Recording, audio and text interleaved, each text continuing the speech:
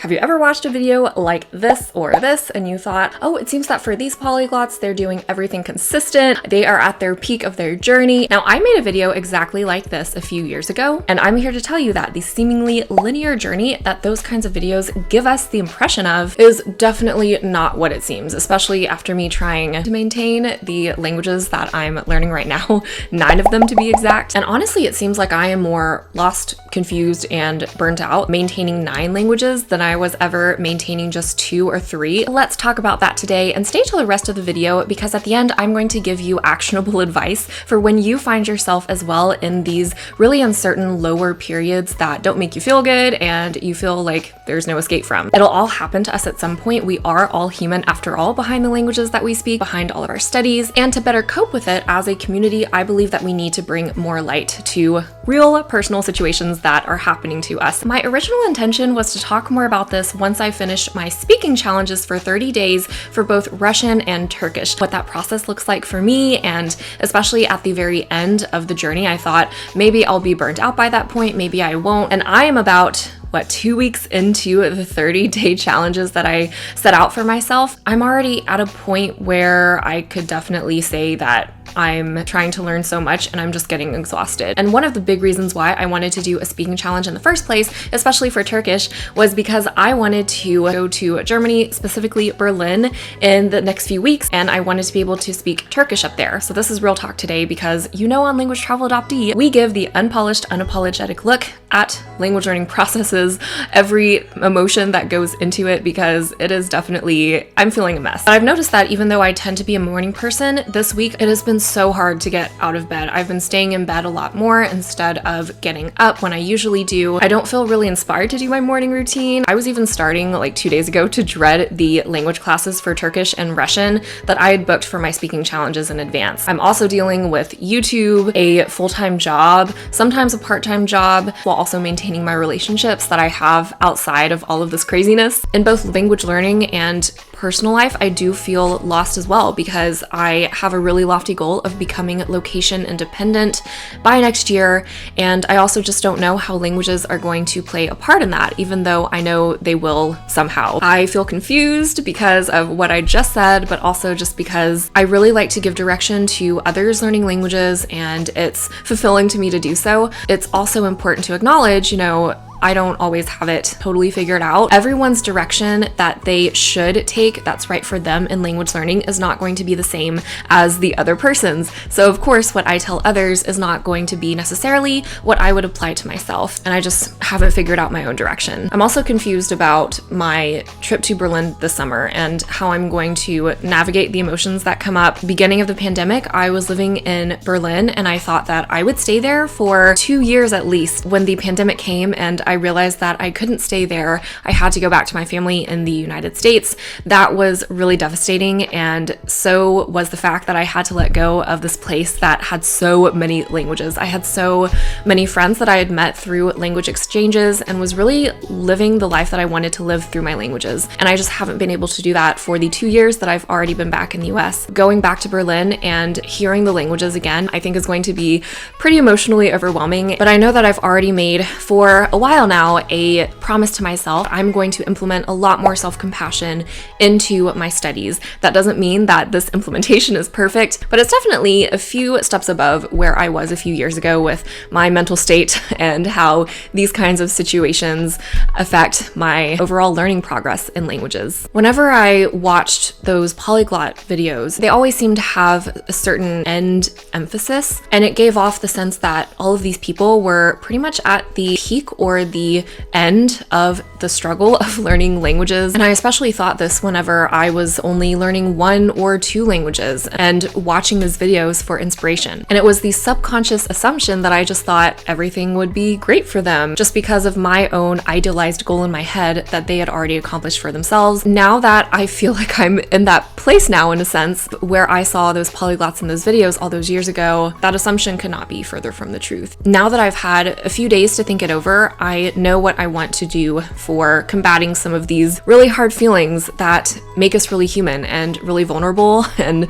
make us not really know what direction to go in. I also suggest that you experiment with these same things, tailoring them to your specific needs whenever you do feel similar to me right now on your language learning journey. Number 1 is reframe thoughts through celebrating small wins. I thought about, instead of noticing that it's harder for me to get out of bed and being down on myself for not doing something more so-called productive, according to our society here, doing a morning workout or doing a meditation, I have decided to reframe it and say, well, I want to stay in bed 15 minutes longer because it's a reward for me for doing so much. I'm still working and doing my best, building my dreams. There is so much to be celebrated there. I think even starting the morning out and saying, this is what I am rewarding you for, Emily, is a little bit more rest and peace to yourself before instantly having to wake up right after the alarm goes off.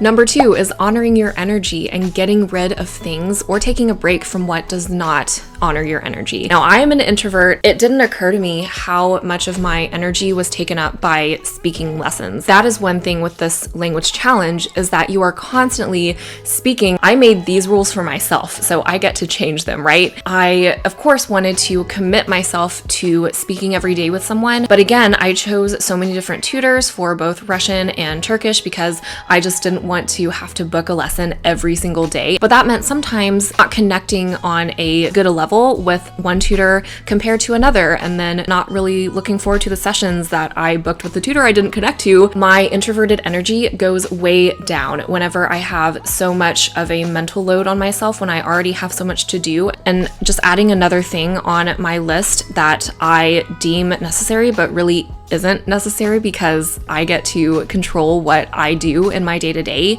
That's what led me to the decision of saying no language lessons for about a week. Maybe I will do some active listening or writing, reading, anything that I want to do, but I'm not going to put a pressure on myself to actually do it. I am going to put a break on the 30-day speaking challenges for both languages because I just feel like it's too much. And I know that I'm making good enough progress in both for me to confidently say, okay, I know that I can still have some level of attainability for my goals once the 30 days is over. But of course, I won't have spoken every day for 30 days for that challenge. And that's okay. This time, especially taking a week off of speaking classes, will allow me to reevaluate where I really want to go with everything. It'll give me more time to reprioritize what I want to do, because for Turkish especially, even though I took 1.5 years away from the language, I was already at almost a B2 high intermediate level in the language before I stopped. So I've been seeing a lot more faster progress with just speaking Turkish every day. With Russian, I've noticed that I know specific parts of the grammar that I really need to work on in order to get to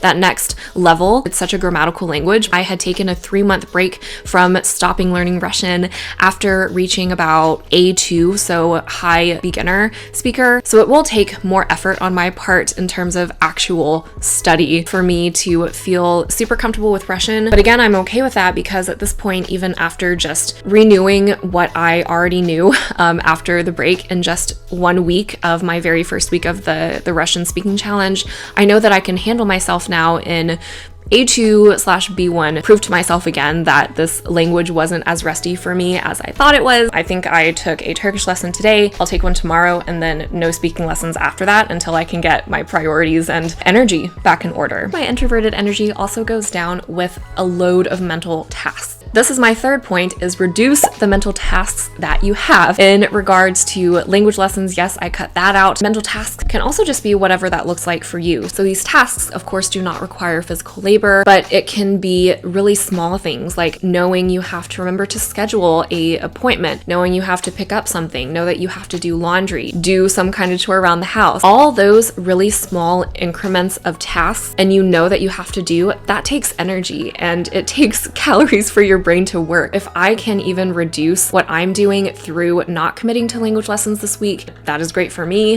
I also greatly reduced my appointments for this week and what I thought I could commit to. I think we all to a point overcommit to what we think we can do, and then we find out, oh, in reality, that schedule was not realistic and meant for me. There's just a point in my studies that I have recognized in myself where I am so exhausted, none of the study material that I've been trying to learn is even being absorbed by my brain because of exhaustion and fatigue. So I know that I am inching even more towards that breaking point. Reducing the mental tasks will help me rein back that exhaustion a bit. In addition to what I am also committing to, number 4, restarting with what feels easy. As a language learner who was just starting out on her journey and even in the middle of her journey, I thought that once I had reached a certain big goal, being able to say, yes, I speak however many languages, then I would never have to restart. In a sense, that could not be further from the truth either. But the reality is that it is so crucial for us to take time away from what we're doing that is making our brain work in all sorts of directions at the same time. Take time for ourselves to reevaluate what is happening, and then once we're ready to build momentum again,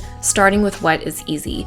Probably for me, that would look like just listening passively to a Disney movie dubbed in another language, or a favorite TV show that I already knew the plot of. I've had a lot of invitations from different language challenges going on in language learning communities online. I just know, again, that would just be another task that I wouldn't exactly enjoy. I have so much going on around me. And so that for me would not be the definition of restarting with what is easy. So if restarting with what is easy for me is literally not doing anything and prioritizing what I'm doing outside of my life right now so that eventually I can commit more time to language learning in general, then that's what I'm planning to do. And another important point is just remembering to be gentle with myself, because this is all a journey. As I said, we are always reevaluating and recommitting and unlearning and uncommitting in a sense for what we are doing with our language studies, depending on what our life circumstances are like. If we overcommitted to a week of activities because we'll be too tired, that is exactly what I did this week. It is so essential to talk to yourself just like you would with your friend and really come up with, how can I soothe myself first and put myself first? That is honoring myself and my energy. Now, if you are interested in adding more self-compassion into your studies, but you're not really sure how to get started, or you're a little bit rusty, you feel like you've been on a treadmill constantly going for the next resource or the next proficiency level and doing everything you can, but what's missing is you haven't stepped back and really evaluated if your well-being is taken care of, I really want you to go down below and grab my 3 steps to transforming your language learning mindset. It's an ebook that I made for all of you to introduce more self-compassion into our studies. That starts with awareness, and this ebook provides 3 great actionable steps. So language learning is definitely a journey, and it definitely influences the decisions that I make in life outside of my studies, and then also vice versa. You can never separate truly your life journey from your language journey. And it's important that whenever you do feel off, like I did this week, that you give yourself permission, you give yourself a slowing down moment to really evaluate what direction you're heading and finding a self-compassionate solution for it. Otherwise, if you keep pushing past the exhaustion, the burnout, the overwhelm of feeling lost and confused, then your body will definitely let you know sooner or later that you cannot ignore these feelings anymore. We've been talking about very difficult emotions today, but I want you to check out this next video if you have ever felt envy in your language learning journey. We'll be dissecting all of that here, so make sure you stick around. Other than that, thank you for joining me, Emily at Language Travel Adoptee. We'll see each other next week.